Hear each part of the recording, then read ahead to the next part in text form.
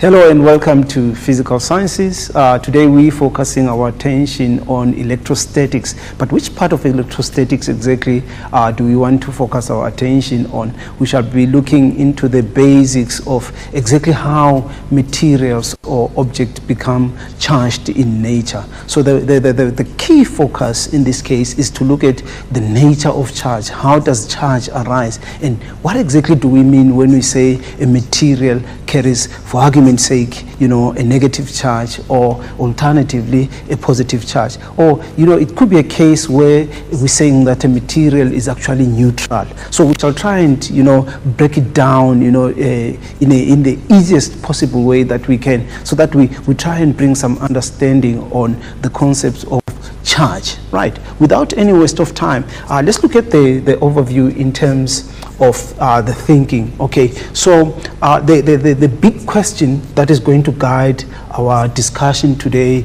is the thought around how objects become charged, either positively or negatively. So how does a material acquire a certain type of charge? So already it points out that we have got two categories of charge. It could either be positive or negative, and the conjunction or suggests that it can be one of the two, not both. Okay, and then the second point for our thought for the day is what determines the magnitude of charge. So we are worried about how big a charge is. So when we talk about magnitude, we actually talking about the size that it carries, a material carries in terms of the charge. Now, from a specific type of material that we shall use that. Now, in terms of the concept, right, what we already know, or the assumption of what exactly we already know, is that we talk about the physical properties of materials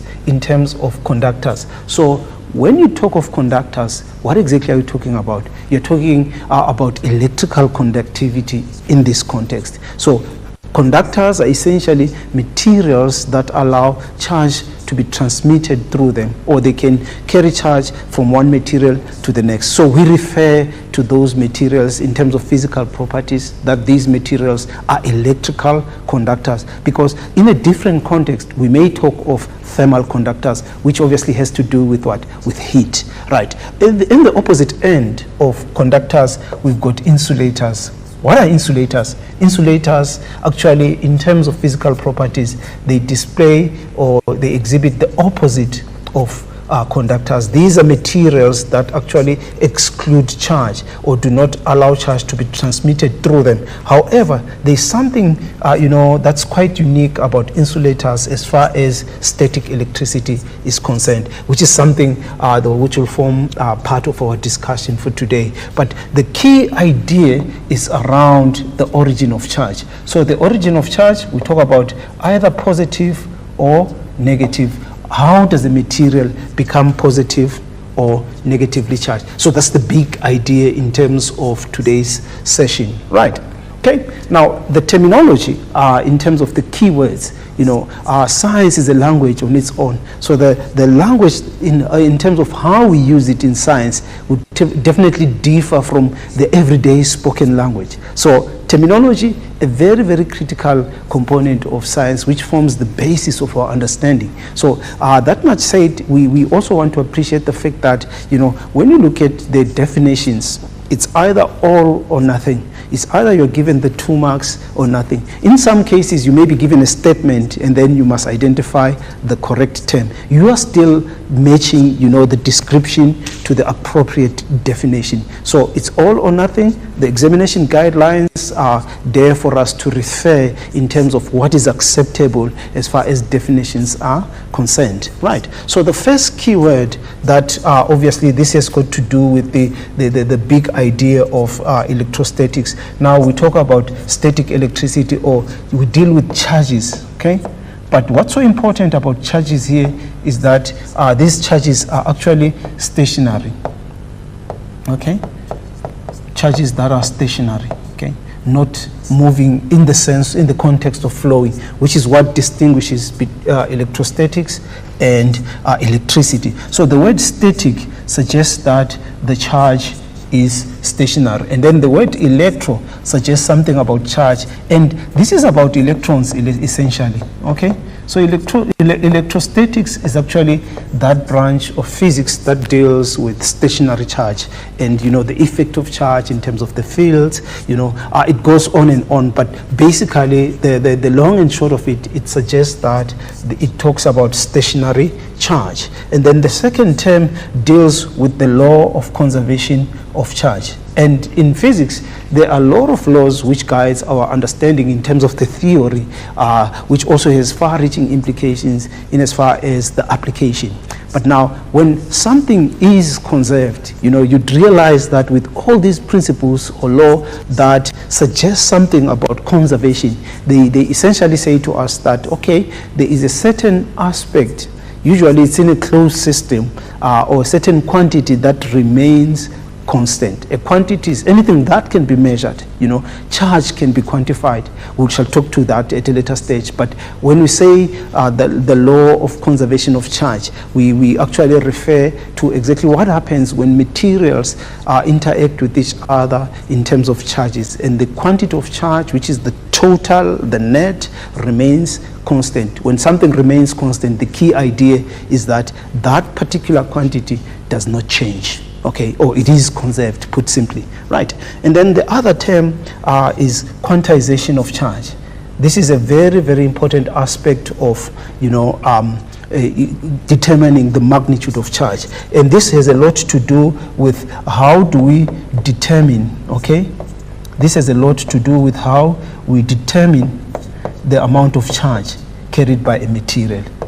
So I'll put it as a question for now. How do we determine the magnitude of charge, right? The magnitude of charge on an object, okay? Right. So this law is you know, is fundamentally key in the sense that it guides us in terms of saying, when we say something has got a certain amount of charge, you know, in terms of how charge arises, it will give us an indication of whether electrons were removed from it or electrons were actually added to it. But it also speaks to the number of electrons. So that's the language that we're gonna talk about. So the net charge has a lot to do with the law of conservation of charge. The word net on its own suggests that it's the total, it's a sum, it's an addition. So the word net is one of those key words across many of the topics in science that obviously, you know, talk about the resultant charge. You know, we can talk about the total charge, the sum of charge within a system that is given. So the word net is going to be used once too often than others. But take note, the word net suggests the sum or total, right? So net charge talks about total charge, okay? It talks about total charge, okay? Take note of that. And then triboelectric charge. This has to do with, you know, insulators, materials. We shall make a demonstration in due course, which shows how materials are charged. So when two materials come into contact with each other, you know, there could be friction, you know, the force exerted by one surface on another, and when that happens, charge is transferred between two materials in a physical process, and that has a lot to do with, you know, the principle or the law of conservation of charge. So when something is triboelectrically charged, it means those two materials came into contact, and as a result of that, one acquired more charge, and you know, if one of them, say for argument's sake, was neutral, the other one transfers the charge, and then this one that becomes charged would describe it in terms of it being triboelectrically charged. So that's the gist of what exactly we mean by that, right? And then so this is the origin of charge. That's the main idea that we want to entertain. Having said that, let's move on to, you know, how exactly charge arises. So a neutral material, so if something is neutral, what exactly does it mean? If something is neutral, it is uncharged, okay? It carries no charge, right? Now, we need to be very careful around neutral materials or object. It carries no a net charge. In other words, the net charge is equals to 0, okay? So if it carries no net charge, it means zero net charge.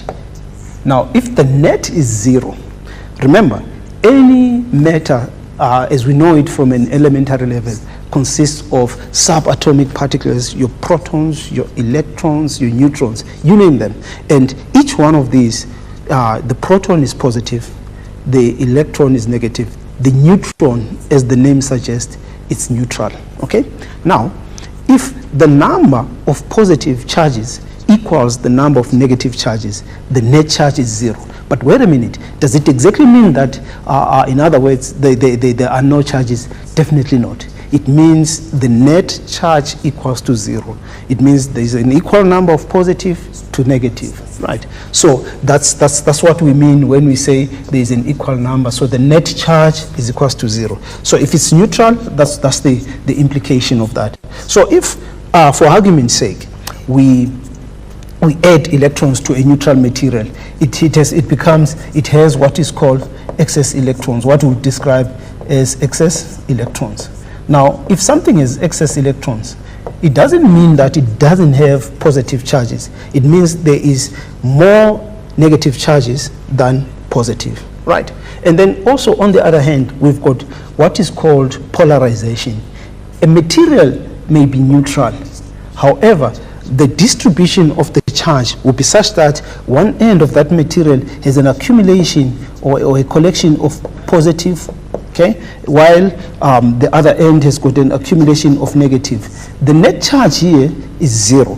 However, one end of the polarized material becomes negatively charged while the other end becomes positive. This is typically what happens with water molecules, okay? Water molecules are polar. It means they are actually polarized. This is one perfect example of what polarization is all about, okay? And then what happens if a material loses electrons? Now, suppose initially the number of electrons equals the number of protons in a material.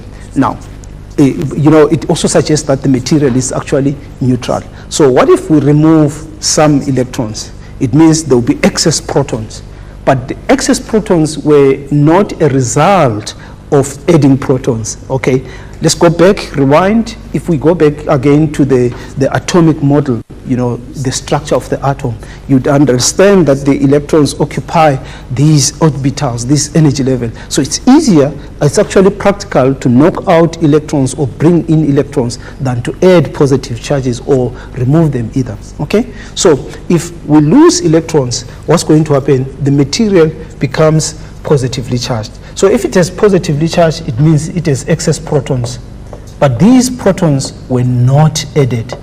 What actually happened is we removed the negative charges. So that's how a positive charge arises on a material as well as a negative charge. So negative is a consequence of gain of electrons, while positive is a consequence of loss of electrons, right? Okay. Having said that, we also know that there is interaction between opposite charges. They exert a force on each other. Opposite charges, they tend to attract, while if they are alike, they tend to repel, right? Okay, so this is in terms of the forces. But now, if we can quickly summarize what the concept or the idea of how charge arise. And now when we talk about charge, we talk about positive as well as negative, okay? These are the two classes of charge which you need to keep in mind. There's positive as well as negative, right? So all forms of matter contain three subatomic particles: protons, which are positive, electrons, which are negative, and neutrons, which are neutral, okay?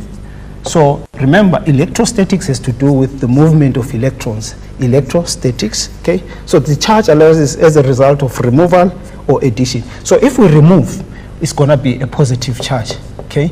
If we add electrons, the material becomes negative. That's how charge arises. But keep in mind that neutral materials have a zero net charge, which does not suggest that they have no charges. Having said that, let's take a short breather, and then we'll go deeper into detail and look at how these charged materials interact with each other in as far as the principle of conservation of charge. Let's take a short break for now.